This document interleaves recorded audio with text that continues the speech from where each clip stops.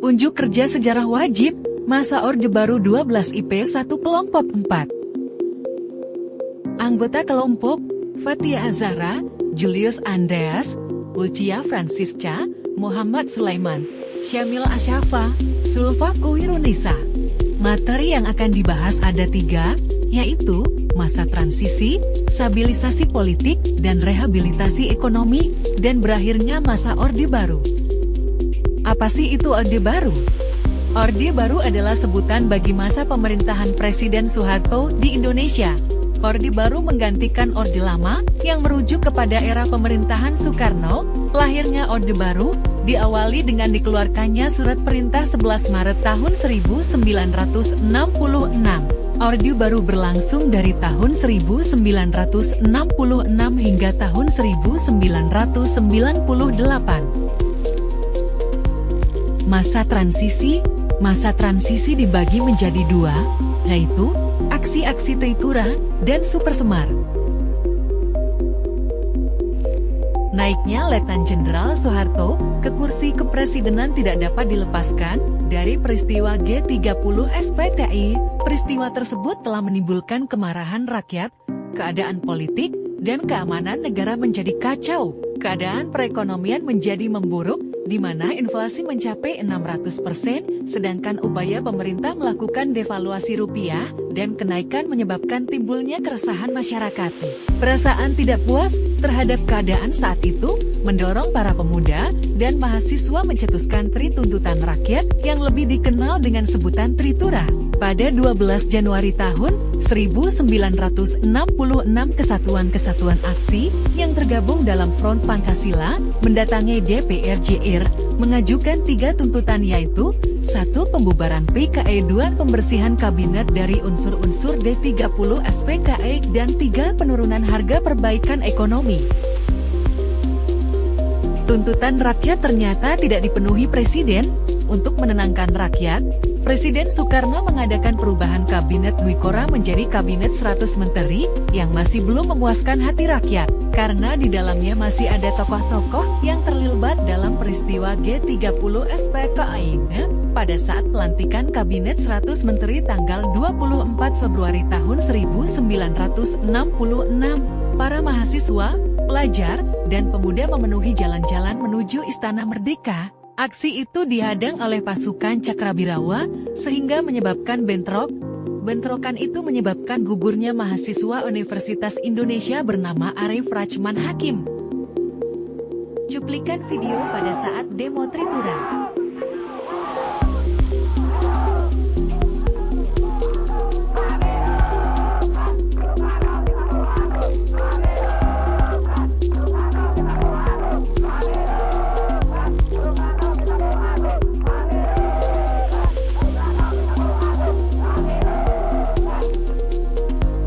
Selanjutnya ada Super Semar.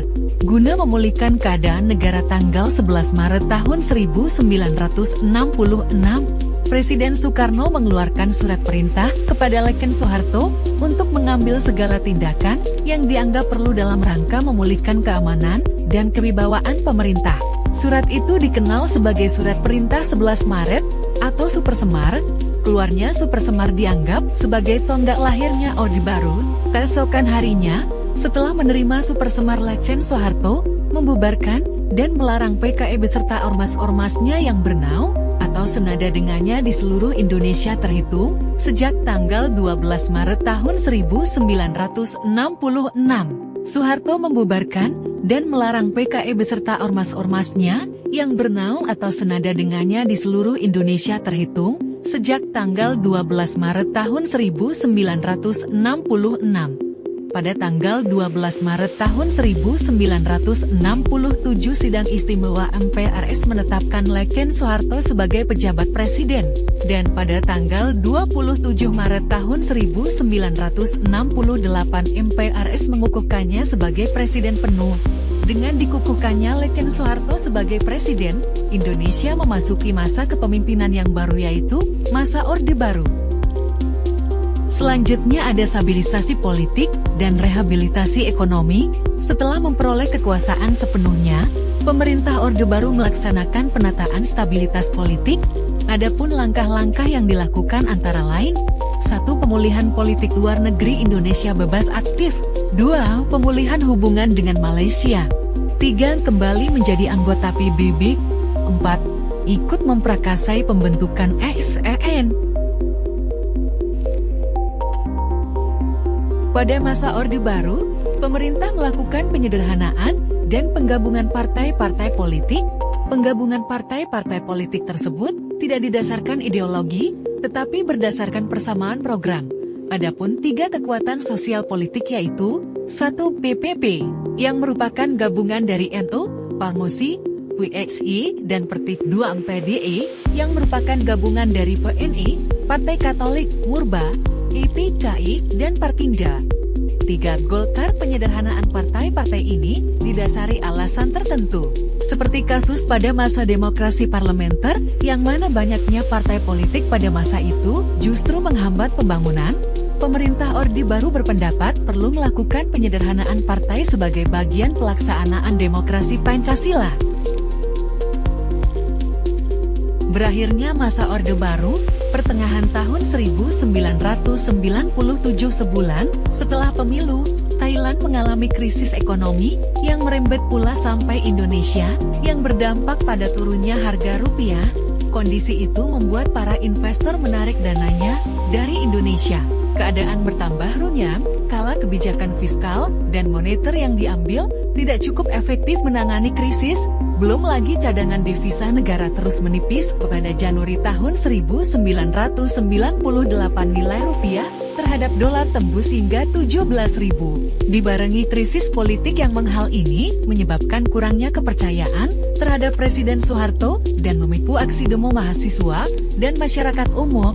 Demonstrasi semakin gencar setelah pemerintah menaikkan harga bahan bakar di tanggal 4 Mei tahun 1998. Terjadi juga tragedi Trisakti, yaitu tertembaknya 4 mahasiswa di depan Universitas Trisakti yang semakin mendorong masyarakat menentang kebijakan pemerintah. Acaukan pemerintahan Orde Baru. Video lengsernya saya memutuskan untuk menyatakan berhenti dari jabatan saya sebagai Presiden Republik Indonesia.